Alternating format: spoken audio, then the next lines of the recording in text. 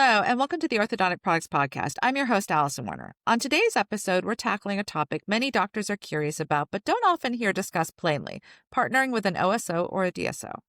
Joining me are two guests with complementary perspectives. Allison Hale is COO at Parks Orthodontics in Yorktown, Virginia, which joined an OSO a few years ago. She is also a practice consultant who helps teams streamline operations and scale. Ty Ramsey is a mergers and acquisitions advisor with Professionals Transition Strategies, where he guides doctors through competitive OSO, DSO processes and valuations. We'll unpack what these partnerships really look like today, how to distinguish aggregationists from activist models, the KPIs and red flags to watch, and the due diligence questions to ask long before you go to market. We'll also get practical about timelines, valuations, and what actually changes on day one. Think HR and accounts payable, while protecting culture and clinical autonomy. We'll also talk about growth levers, de-risking, and why planning early can preserve both legacy and upside. Here's our conversation. Well, Allison and Ty, thank you so much for joining me today. I'm really looking forward to this conversation with you. Good to be Same. Hi. Yeah. Okay, so Allison, let's start with you. Talk to me about your practice's relationship to orthodontic service organizations, or OSOs, as we're going to call them going forward. Sure, happy to. So I am currently the practice director for Parks Orthodontics, which is owned by my sister, Dr. Meredith Parks. Several years ago, we started noticing that other top doctors in orthodontics were partnering with OSOs, and we were like, what's going on with that? We wanted to learn more about it. So we started talking about it, talking to other doctors, and decided to explore it. Ultimately, we did partner with an OSO about a year ago. Okay. We've been very happy. And now, not only am I still in my practice director position, but I also work with other doctors who are considering partnership. Oh, okay. Because I was going to ask you, because I know you have you're taking on an advisory position. So now you're working with other practices that are coming into that OSO? Or thinking about it, Or getting thinking them about it. prepped. Okay. Yes. Okay, great. Okay, and then Ty, you're working with Professional Transition Strategies? That's correct. Yes. Okay, so talk to me about your experience and what you're doing. Yes, we're M&A, merger and acquisition advisors. What we do, our specialty is partnering large dental practices of all specialties, not just orthodontics. We happen to do a lot of orthodontics, but all dental specialties, large profitable practices. What we do is we work to create a very good outcome for the doctor. Basically, we create a competitive situation in which many different DSOs, OSOs are, for lack of a better term, bidding on the doctor's partnership. And through that, we're able to leverage up all the offers and create a better outcome than the doctor could have ever created themselves. Okay, so I guess to get started, can we talk about what does an OSO mean as a practice model in today's orthodontic industry? Sure. Allison, you want me to take that? Okay. Yeah, go for it. Okay, Hit sure. Go it, for it. Ty. Yeah. So it stands for that you hear DSO, OSO. DSO is Dental Service Organization, OSO, Orthodontic Service Organization. We work, my company, Professional Transition Strategies, most people call us PTS for short. We work with there's actually over 350 self-identifying DSOs, and within that subset is OSOs are within subset as well. We have a reach like no other firm that I've seen. We've actually spent over $1 million on AI to an internal system to match doctors with the proper OSOs, DSOs, and whatnot. But back to the original question, an orthodontic service organization, OSO, is it's a kind of a long answer. There's all kinds of entities that exist nowadays.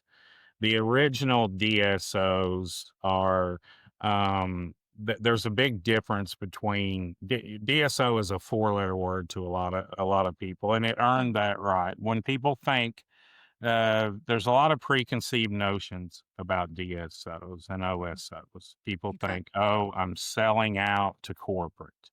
Hmm. And in some cases, I would say that's true. Hmm. There's um, a number of different investment theses out there. There's a number of different kinds of groups. There's good and bad DSOs, just like Hmm. there's good and bad practitioners. Yeah. You partner a great practitioner with a bad DSO or OSO, it's going to be a nightmare. Hmm. You partner a bad practitioner with a uh, with a great DSO or OSO, it's not going to work out. First Yeah. off, they're probably not going to partner with them. Oddly Right. enough, you partner a bad practitioner with a bad DSO, sometimes it works out for a yeah, but, there's a statistic out there that, some of the traditional DSOs, those are the ones that I call them more of the activist groups. Hmm. We tend to work more with the aggregationist groups. The Okay. activist groups are if you, and I would say, sell out to them and you're just an employee on a spreadsheet. You're going to follow their treatment protocol. You're going to use their materials. They have a cookbook and a playbook for every practice that's followed. Okay.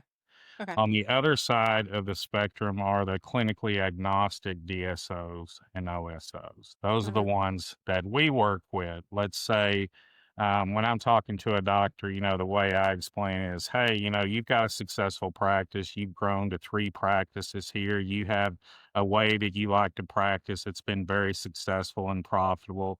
Let's go back 10 years. Let's say you're in the same spot and all your buddies from orthodontic school, you're still talking to 5 or 6 of them and y'all all get together and you decide, hey, we want to scale our good work across the Hmm. nation. We want to start a group of like-minded doctors all working towards the same goal, kind of the 1 + 1 = 3 concept. We can do Yeah. more together than we can separately. Let's start a group and grow. And those are the kind of groups that we work with, the groups Mm. that were birthed in that regard, if you will. Ty, I wanted to know if you could kind of just talk about where OSOs stand in kind of the industry as a practice model, because, we have the private practices and OSOs now. What are you seeing in terms of that choice as a business model for orthodontists? Sure. Yeah. It provides an alternative, OSOs and DSOs for that matter, provide an alternative eventual exit plan or strategy for doctors. Not that it's for just doctors looking for an exit strategy, because the average age of our client last year was mid 40s, Mm. believe it or not. So, but yeah, it's to me, DSO is a four-letter word to a lot of people, and it earned that in some respects. But like I said, we work with groups that are clinically agnostic, not the more what many doctors who haven't researched think is a Hmm. traditional DSO. Hmm. But DSOs in my mind, they solved a market problem. And the market problem was dental and orthodontic practices have been historically undervalued. Why? Hmm. Because of bank ceilings. Banks will normally lend, at the top end, it used to be 80%. Now, Uh-huh. some banks will lend, maybe 100% of collections at most. It's Hmm. not often. But because of that bank ceiling, these dental practices have been historically undervalued, and Hmm. private equity realized that, and hence the private equity investor entry into the dental market, because these Okay. practices that would in the old days, if you will, sell at 80-90% of collections, Hmm. sometimes we're getting results 250, 300% of collections. And Mm.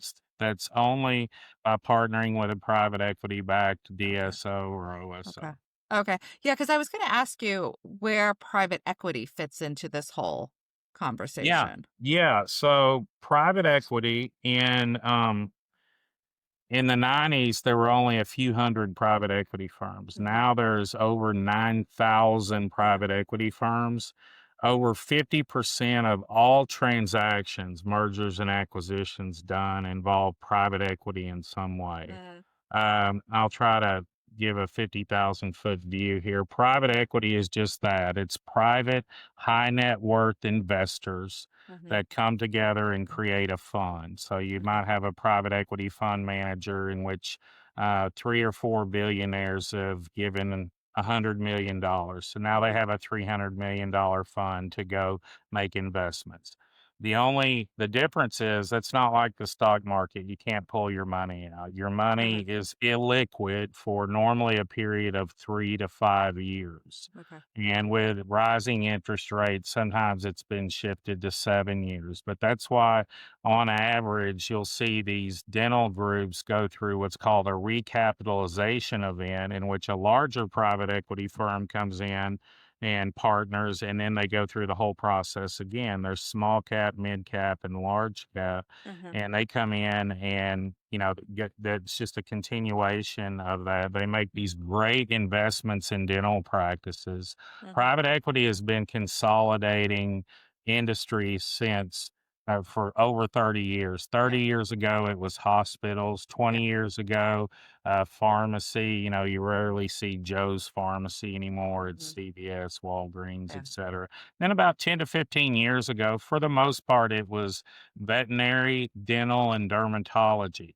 Okay. Well, there's almost 200,000 individual NPI numbers in the Mhm. nation, individual dentists. Yeah. There's a fraction of that in regards to orthodontists. I Mhm. mean, not orthodontists, dermatologists and veterinarians. Mhm. So that industry has been mostly consolidated. There's still plenty of, for lack of a better term, inventory out there in dental. We Mhm. estimate the dental industry is about 30 to 35% consolidated. And imagine a bell curve for consolidation on every Mhm. industry where what they pay in multiples of profit of the practice. That's Yeah. always a bell curve. And right now, we're I know some people are listening, some Yeah. people are watching, but I'm Yeah. making a bell curve, and we're just past the peak of the bell curve, Okay. or right at the peak. I mean, whereas we're seeing our winning offers are still, right where they were, what some people call the peak. We just Mhm. might instead of 10 offers for a practice now, since Mhm. interest rates went up, we might get 7 offers. Okay. So that's the only difference we've seen is some groups go on what we call pencils down, in which they're just focusing on organic growth. But there's still plenty of acquisitive groups out there, and we're doing business with those groups every day. Long answer to a short question. So No, thanks for that. So, Allison, Ty talked there about there's some perception, and I've heard it, but it's changed that you're selling out to corporate by joining an OSO. So, talk to me about your practice's decision making process there and why you knew this was the right move for you. Because I know there was a hiccup before you got to the right move. Sure, sure. So this is a hot topic in orthodontics right Hmm. now. You're going to find that there's two polar opposite Hmm. sets of opinions on it. Hmm. You've got orthodontists that are like, no, no, partnering with an OSO is bad for the industry. It's going to kill the orthodontic industry. And then you've got the orthodontists on the other side of the spectrum who have partnered and done so successfully, who are going to cheer it all the way home. So why do OSOs matter? Why do we even have this discussion? Well, so many orthodontists pour decades of their time and their money and their sweat equity into their practices. And the way we looked at it is a partnership is a way to protect that investment. And in our case, it was a protection of the family legacy. The practice belonged to our father before Okay. us. Hmm. So, too many doctors, and I see this a lot even in our area, they hit retirement, they've let their practices shrink, and they end up with something that's of little real value to sell or that's Mm, appealing okay. to someone else. And it's really heartbreaking because orthodontists rather work so hard to leave their future up to chance just Hmm. to me is not a great idea. Okay. So we think that with planning, and my sister and I determined that with planning, we could preserve that legacy Hmm. and set up our practice for long-term success that outlasts even our time Okay. in these walls. Hmm. And I'll Okay. echo that for Yeah. sure. It on the surface, it might be the opposite of what you think. A doctor can actually preserve their legacy. I would argue preserve their legacy better with a DSO or OSO than they Hmm. can by selling to some random doctor at some point in time, Mm, because the the aggregationist groups, the ones that a bunch of like-minded doctors, clinically agnostic, doctor's yeah. name stays on the door, staff stays in place. Hmm. No one knows that they partnered, but they have all these synergies behind the scenes. Yeah. They're investing in the product. Allison's a great example, and she was an Hmm. integral part of that. They were kind of a unique situation. It's Parks Orthodontics, and Allison was the COO, and her name was on the door as well. Hmm. So it was Hmm. a great situation for both of them, and we got Yeah. a fantastic outcome. But more than anything, Allison will tell you that the group they partnered with didn't invest in an orthodontic practice. They invested in the brand Mm, Parks Orthodontics. okay. So much so that one of their mascots, Coco. Is it Coco? Oh, yeah. Mango, mango. Mango. Mango. They I've have, heard about mango. it's a parrot, correct? Yes. Yes, they have a parrot mascot named Mango who requires some pretty expensive care every year. He has a handler and everything else. And Uh-huh. this just shows you how on board the right DSO or OSO can be with investing in the brand. That was included in Mm, part of the package is go forward, we're spending this much on Mango every year. Rather than you might consider they're going to eliminate that. They did not. right. That's Right. how much they care about the Yeah. brand, and I think that's something that gets overlooked a lot, Mm, is doctors don't realize, "Hey, I can carry out my legacy." And right, mm, a lot of doctors are just kind of in limbo wondering, "Well, I've got 5 or 10 years left, but I'm mhm, starting to worry about, I need an exit strategy rather than yeah. just, I need to plan ahead." And that's what, and a lot of doctors have told me they have a mental return on investment. Once they cement a solid exit strategy, which Uh-huh. is exactly what Allison and her sister did, that this weight is just lifted. Okay. So, Such a oh, go great ahead. point, Ty. And Allison, I think it's important to know that it's never too early for doctors to start thinking about what comes next, Mm, whether it's growth, whether it's expanding your practice, or maybe it's retirement. yeah. It's so important for them to get clarity on to what type of partnership they would be looking for, Mm-hmm. because there's a lot out there. We've heard the term DSO, OSO. Yeah. There's some groups that are ortho specific, Mm-hmm. there's some that are multi-specialty. So knowing which type of scenario you want Yeah. and what do you want to get out of the partnership? Mm-hmm. Do you want money? Do you want support? Do you want that structured path to retirement that Ty was mentioning? Yeah. And it all comes down to what the doctor's vision is for their life after partnership. And it's never too early to start thinking about it. Okay. So then, as you're starting to think about it, what are some of those key questions that you should be asking yourself? And then what are some of those key questions you should be asking the DSOs, OSOs that you are speaking with? Because you're going to probably talk to more than a few to really find that right match. So where do you start with those questions or that bullet list?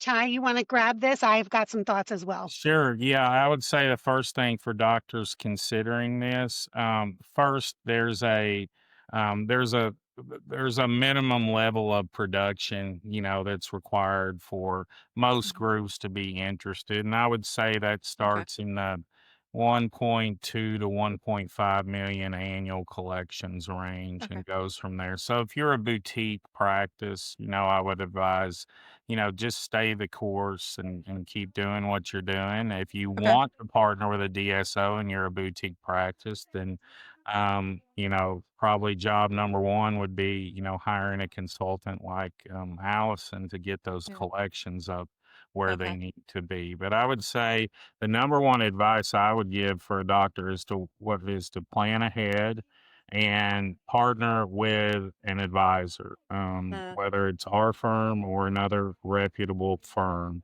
mhm. The analogy I make to orthodontists, orthodontists are, let's face it, they were good chance they were valedictorian in high school, college, and even their dental class. Yeah. They're used to, they're a confident bunch, and rightly Mhm. so. So, but they sometimes they make the mistake of, hey, I've excelled in everything I've ever done. I can excel in this too. I can do this on my own.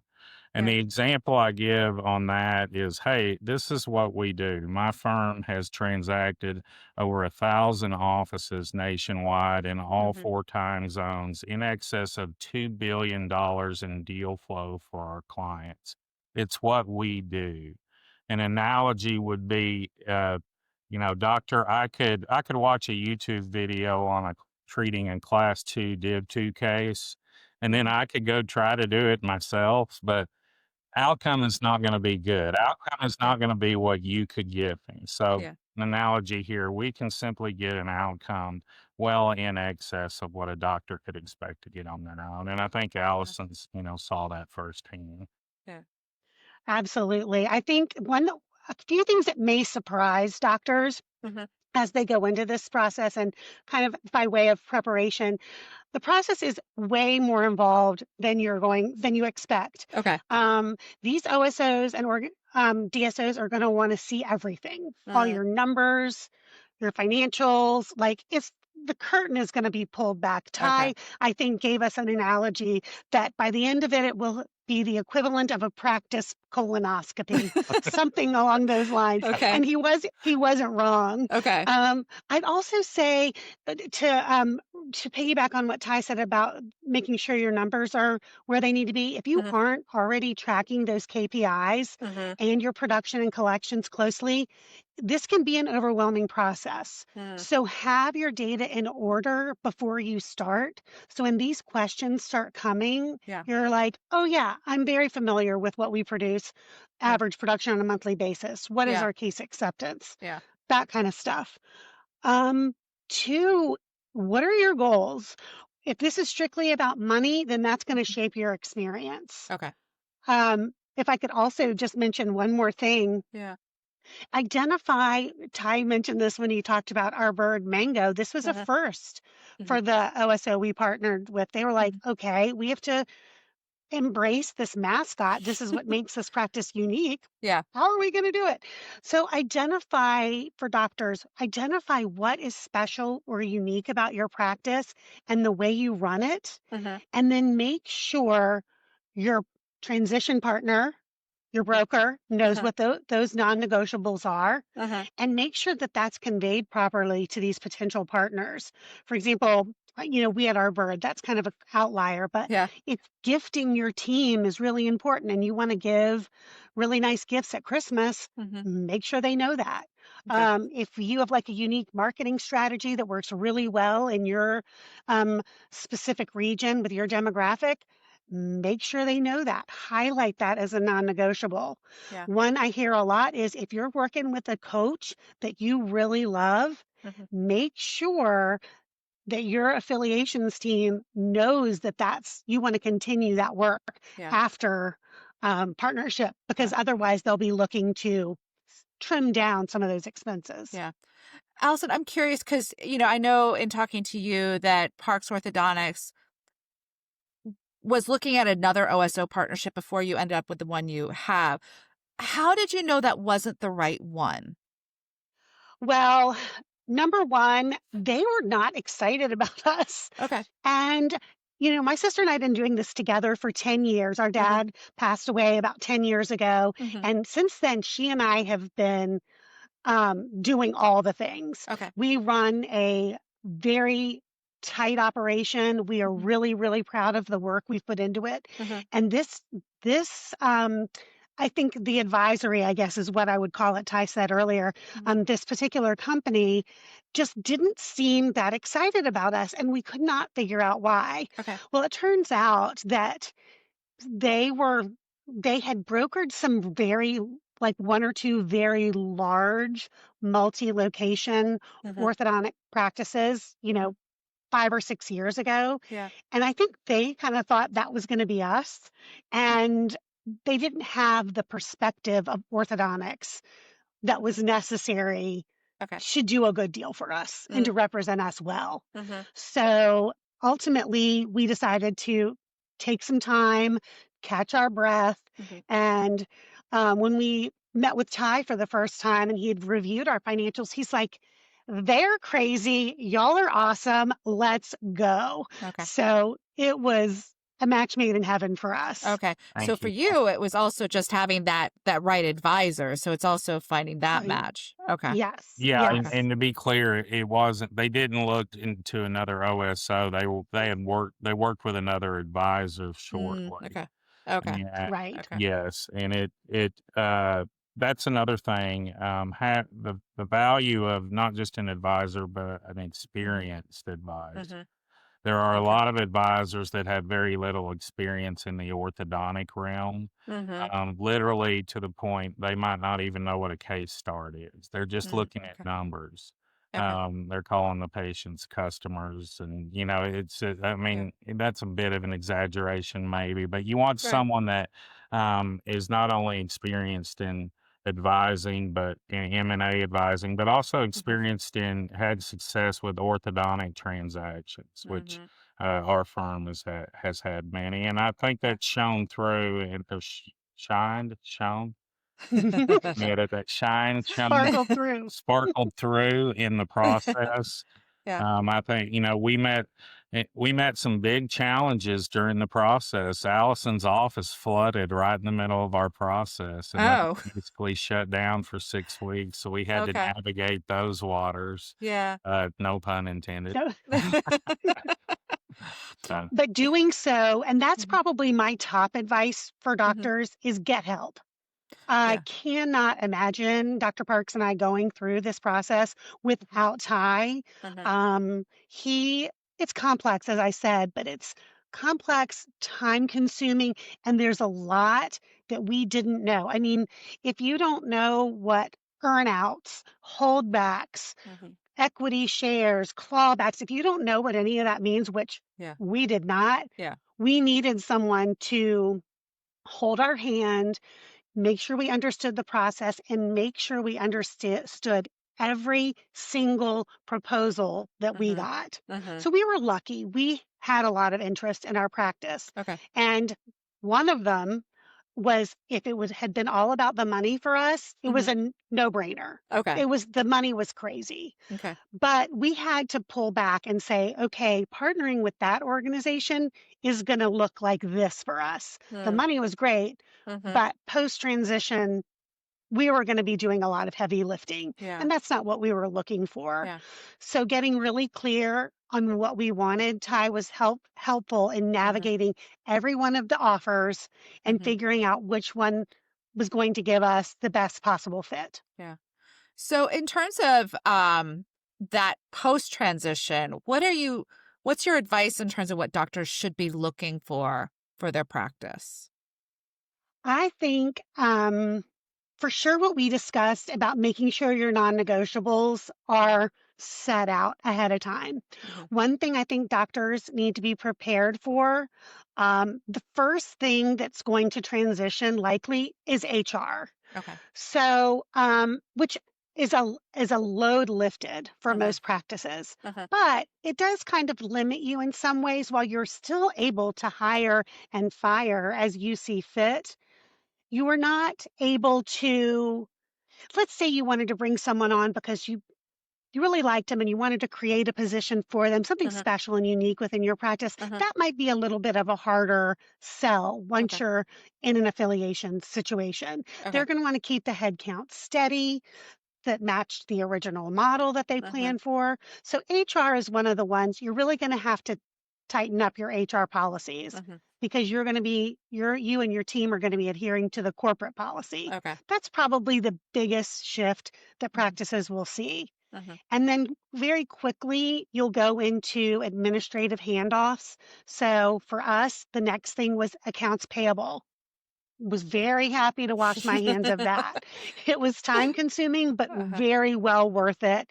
And our organization did a beautiful job in transitioning us out of paying the bills to them paying the bills. Yeah. So those are the two top ones. I would be prepared to tighten up your HR and to get ready to offboard your AP ASAP. Okay. Clinical stuff, you wouldn't know the difference. Okay. Patients coming through our door have no idea that we are a OSO partner. And that's Okay. the whole idea. Right, because Yes. that's what you were talking about with those two models of Exactly. OSOs out there. Okay. Exactly. Yeah. Yes. Yeah. So our sign is on the door. Everything has remained the same. Walking in the door, it feels the same. It looks the same. We've saved a lot of money on overhead in the meantime. They've been able to help us find better pricing, Yeah. nip tuck in certain areas to get our overhead down. Buying power is big. Once you're part of an OSO, they get better prices on Yeah. Invisalign than we could have ever imagined. Yeah. So things like that are really what you can be prepared for. Okay. Maybe one other thing that Ty and I actually discussed prior, Yeah. making sure that as the doctor, you're going in with a lot of enthusiasm and a lot of confidence because there's a lot of misconceptions, at least from the team perspective, that can be associated with partnership. Your team, for example, might think, oh gosh, we're going to partner and they're going to fire us all. Well, that's a very large misconception. Yeah. And wouldn't happen because if they come in and fire everyone, then who's going to work to continue leading the practice in the direction that it's going, Yeah. which they're only going to partner with you if you've got a strong org. Okay. So, Okay. Ty, anything you can? Yeah, I mean, it goes back to the activist versus the aggregationist groups. You know, the activist groups with the playbook and the cookie cutter, you know, they have about an average doctor tenure of under 2 years. You know, just because that's their model. They know they're going to cycle through new graduates, but that's why they have this cookie cutter because they know that's how they have to, that's what they have to use to make it profitable. And it does work. And there are some successful cookie cutter groups out there. Those just aren't the groups that we partner our doctors with. So Ty, I want to go back a bit. You know, we've been talking about OSOs a lot, but DSOs make up a significant part of this practice model that's out there. So can you talk to me about orthodontists' opportunities within the DSO market and why they don't just have to look at OSOs? Yeah, great question. So if you talk to just a normal, you know, orthodontist who hasn't really taken a deep dive into this market, they just assume, oh, there's 5 or 6 OSOs out there, and those are my choices. Well, we work, like I said earlier, with over 350 DSOs. And I would say roughly 100 of those are investing in orthodontics in their portfolio. You've got orthodontics only, OSOs. You have multi-specialty, which, you know, invest in every specialty. And then you have what's some people call the dental trifecta, or I call it birth to wisdom teeth thesis, which is they invest only in pediatric dentists, orthodontics, and oral surgeons. So you have all those different kinds of groups out there. And then you have, you know, specialist only, you have pediatric only groups, you have, you know, for the most part, perio only groups and implant only groups. There's all kinds of groups out there. And we work with all of them. And we also, something that a doctor could just never know, again, you know, goes to the doctor that's treated, you know, thousands of patients. He knows a lot more than he did on on day one. Well, we've done thousands of transitions. Uh-huh. We know a lot more than we did on day one. And we use that knowledge, we mine that data. That data is very important. We know we know what groups, we know all about all the groups. And Okay. yeah, some groups are blacklisted. Some groups I would never consider to Right. partner Mm-hmm. Allison with. Yeah. Yeah. There's so much value in having an experienced advisory firm Mm-hmm. that knows all the groups very well. Yeah. Can you give me an example of where it made more sense for an orthodontic practice to go with a DSO as opposed to an OSO? Yeah, it's just it's their preference. Some orthodontists, run a process with us like Allison did. Allison and her sister decided to go with an orthodontic an OSO, but we had offers on the table from just about every different. They had so many different options to choose from. A doctor might, for instance, if we're talking just orthodontist here, an orthodontist might, for instance, go with a multi-specialty DSO over maybe an OSO if, for instance, it could be a regional thing. Say, for instance, a multi-specialty DSO has 8 GP practices around the orthodontist where it could do kind of a hub and spoke approach. So that orthodontist knows day one, hey, my revenues are going to go way up if I partner with this group because I'm going to, and they don't tell them to refer. I'll be clear on that. But, it just makes sense that their referrals would probably go way up. There are situations like that. It just depends on how the group presents and what the doctor wants out of it. And I don't put any of them in a box. I mean, I've partnered every kind of aggregates group. There are many different kinds. Just like I said, I've partnered every kind of those groups with various orthodontists. Okay. In terms of, we talk about how the practice should be growing as it's looking at joining an OSO or a DSO.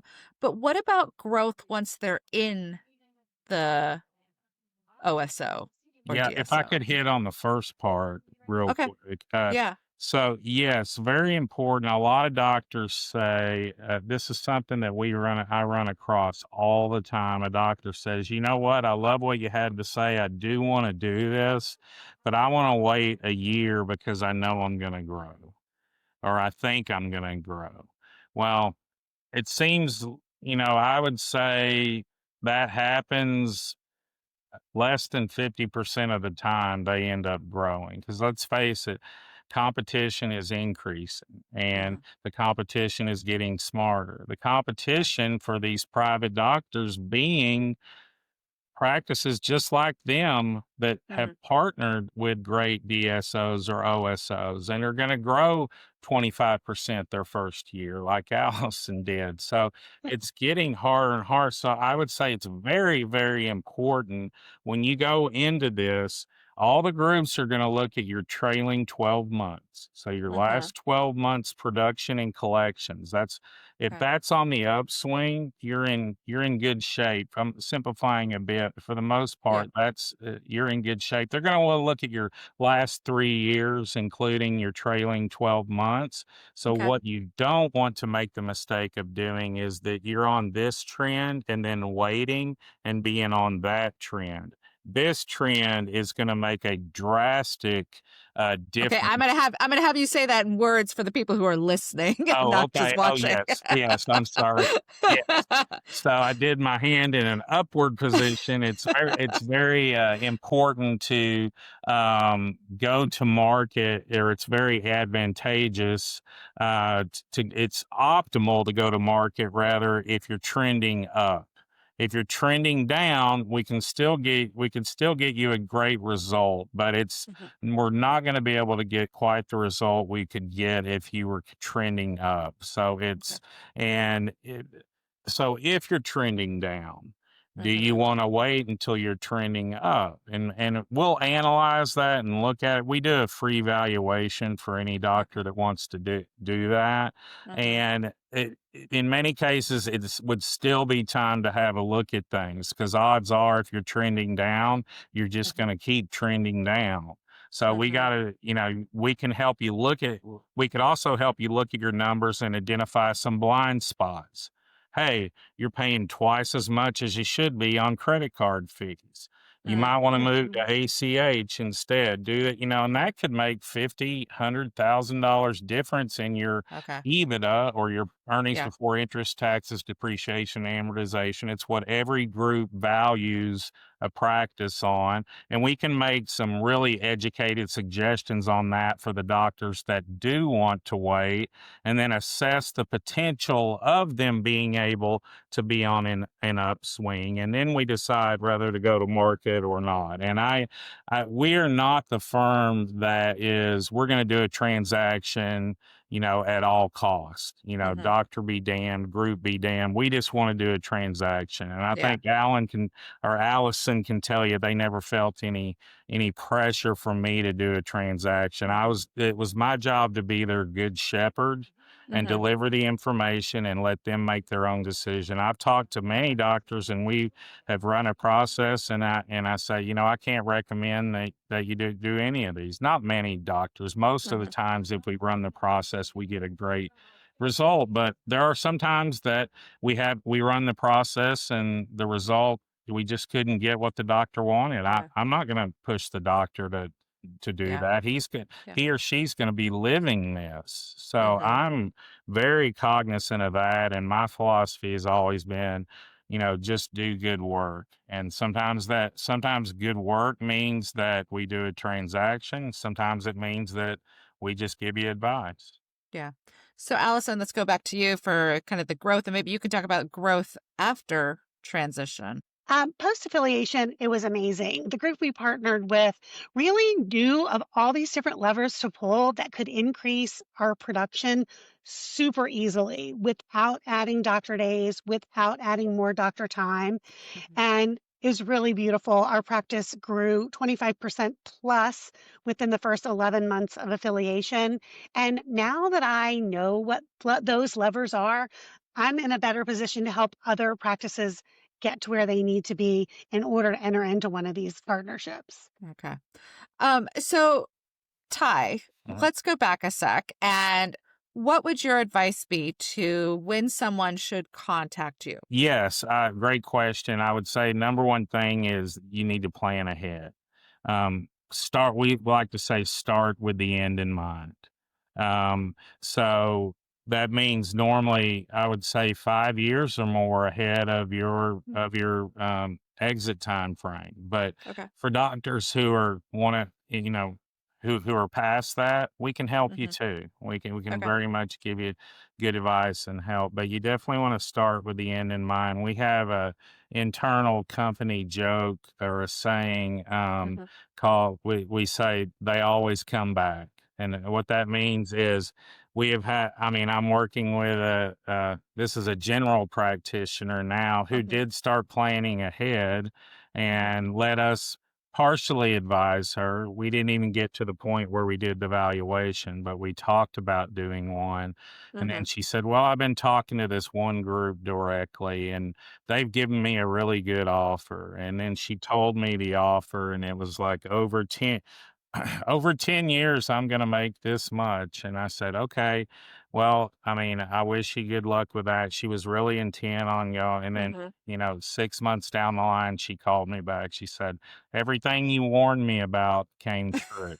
So I've been through this. I see, if you just want to, ideally let us work with you on the front end so that we can get the optimal result on the back end. And whether that involves us or not remains to be seen. But we're here just to help clients. And we know that, we're going to make a living if we just do good work.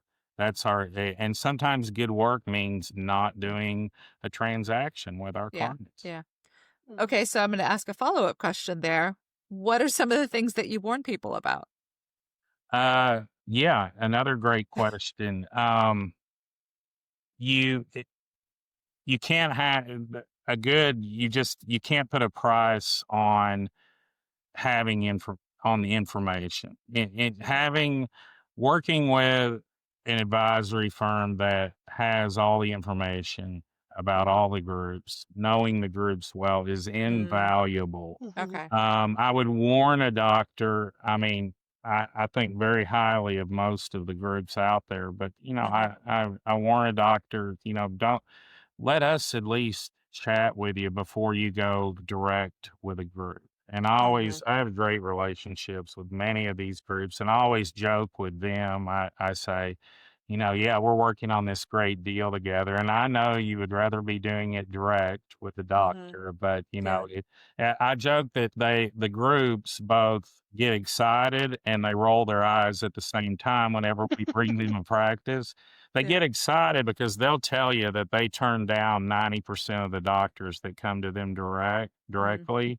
Okay. But they'll also tell you that they're interested in about 90% of the practices that we bring to them. Mm. Okay. So, and then so they're excited, but then they roll their eyes because they know they're going to have to pay up on this Yeah. if we're going to create a competitive situation. And Okay. most groups will tell you that about 80 to 90% of all their transactions Mhm. are done without brokers. Mhm. And we actually depend on that for our business because, Okay. um, we that allows the group to pay up on the few deals that we bring them because they Mm. haven't done a lot of deals with uh, Oh. brokers. Okay. So the doctor doing it directly isn't necessarily getting the best advocate and getting I the wouldn't money say not get, they don't have an advocate is the they don't problem. have enough. Yeah. It's Okay. To me, the analogy is, let's say, God forbid, you got falsely accused of some bad crime. You wouldn't Mhm. walk into the courtroom, hey, I'm just going to wing it and defend myself. You would get Right. representation, Yeah. just as you should have representation in looking at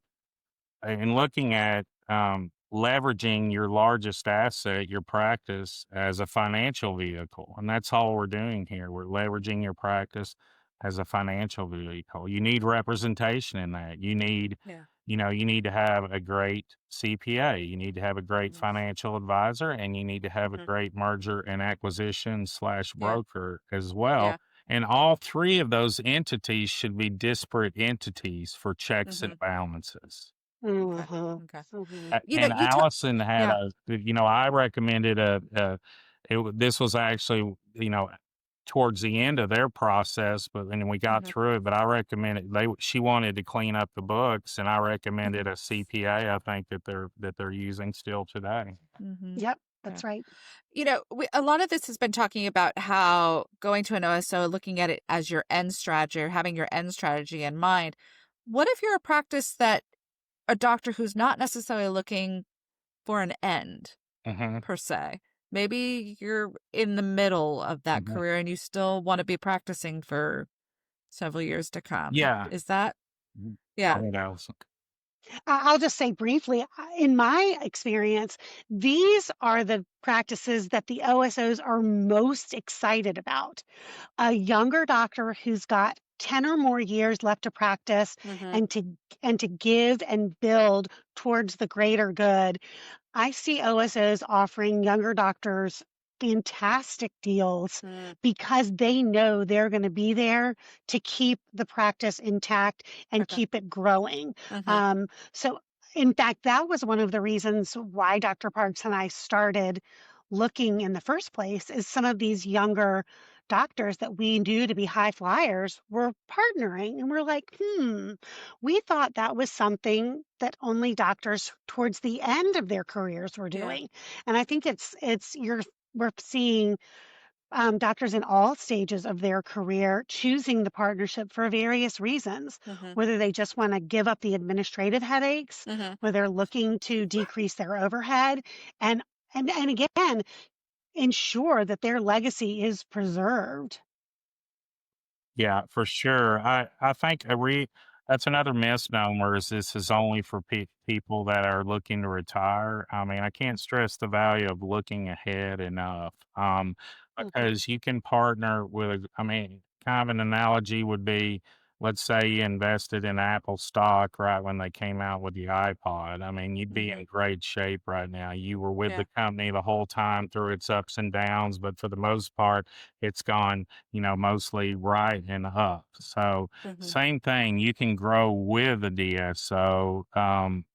In in my opinion, if you have the right DSO or OSO, your financial outcome with them, even if joining in your 40s till the end of of your career, can in many cases far exceed what you can do on your own. Mm. And Okay. it's taking those chips off the table as well. There's a big value to de-risking your life's work. Think Mm. of it almost as a professional athlete signing a contract with a guaranteed amount of money. They blow out Mhm. their knee and they can never Hmm. play again. Well, they have that guaranteed money. You have the Mm. same thing here. You get some guaranteed money up front. And then Okay. in the meantime, they pull all these growth levers. And, Hmm. I have many clients who have experienced, I call it income recovery. So Hmm. they partner with a group, and then a group, they've grown so much with the group that their income with the group is now pretty close or sometimes even exceeding what their income was as an Mm. individual practitioner. Well, I think, for my final question, I wanted to ask you both well, Allison, let me put the question to you first. What's the one piece of advice you wish someone had told you before you started down this path? I think if I could go back to the very beginning to Hmm. when we were first toying with the idea, I think the biggest piece of advice would be to get help. Mm. You don't know what you don't know about this process. Okay. If you're not necessarily business savvy, Hmm. then you're going to need to get some advice. Hmm. Ask as many questions as you can. Connect with your peers who have been through the process. Mm. Ask them about the good, the bad, the ugly. You want to know what worked for them, what didn't work for them. Yeah. Number two, be so clear on what you want to get out of the partnership. Mm-hmm. Know what, again, like as Ty said, begin with the end in mind. What do you want it to look like? Yeah. And then get your house in order. Clean up your financials. If you're running a lot of expenses through your practice, tighten that up before entering discovery, Hmm. because that's going to help make things a lot easier Okay. going into it. Okay. But definitely getting help, asking questions, doing the research, Hmm. doing the work. Clear up these misconceptions. Hmm. There's a lot out there. Okay. And then, Ty, to you, my last question would be, what's your advice for a practice who's got an inkling that this is something they might want to do?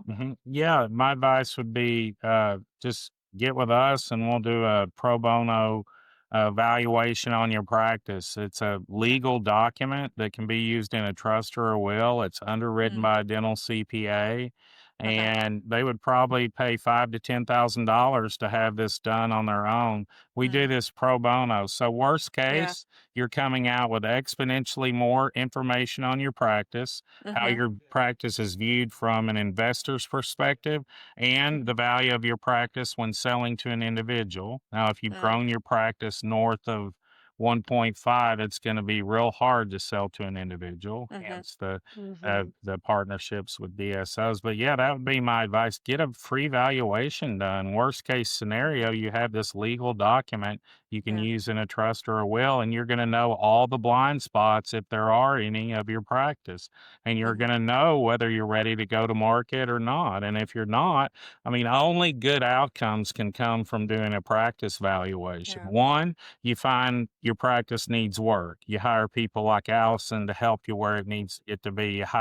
We could recommend a good CPA to help get the books in order, things like that. Or hey, you've got a great practice and we think we could get a great outcome for you. Let's go down that path. And even when we do that, there's no obligation. We can run a full process, get a number of different offers. I think we got 6 or 7 offers to choose from Allison's practice. And we can go through that whole thing and still there are no fees unless we call it a success fee. The only time we take a fee is off the top if we successfully partner the doctor with a DSO or OSO. Okay. I actually have one more question because I brought something up. What's the time frame on something like this? Oh, yeah. It's fast. So Really? I will say, one thing that surprised me the most, I think not aside from just how complex it was, but how quickly it happened. So, and this was part of the benefit of partnering with Ty is he was able to explain how private equity works and why we were getting so many offers and they were so eager because these groups have allocated monies for certain time frames and they want a decision. So I was very surprised at how quickly it went. We even had to pump the brakes a little because of our flooding. But with Ty, we were able to very successfully navigate that. And he put our mind at ease that, no, they're not trying to rush you. This is why they want to move quickly because they have these funds set aside. And if they don't get used, they could go to another potential partnership. Okay. Ty, did I get that right? Yeah, you sure did. I would say, from a normal time frame, if you, let's say that we've already done a practice valuation, that's probably going to take a month to get all the info in back and forth. Right. No, they send in their financials. It takes us a couple of weeks to put the valuation together. We then review it. Then we decide to go to, if we want to go to market. Normally we call it running process. Normally we run run process for anywhere from 4 to 8 weeks, depending on that's just, letting the market speak and getting all the interested parties in, turning those into offers, doing a side-by-side analysis with a 5-year wealth creation module on each offer. Then deciding with the doctor on the final, normally 2 to 3 groups. Then we have on-site meetings. That takes, so the whole process of getting from, valuation to signed with the group, LOI, letter of intent, is normally 60 to 90, maybe days, 60 to 90 days. And then after it's signed, another 60 to 90 days. So the whole thing. That's really quick. I would have thought longer. Okay. Yeah, and I mean, and certain groups move slower than others. Certain advisors move slower than others. So, but I feel like we have the process down pretty well and can expedite it. Not rush it, but expedite it. Yeah. Well, great. I really appreciate you both sharing your expertise, and thanks again for joining me. Thank you. Thank you. As always, thank you for joining us. Be sure to subscribe to the Orthodontic Products Podcast to keep up with the latest episodes, and be sure to check out orthodonticproductsonline.com to keep up with the latest industry news. Until next time, take care.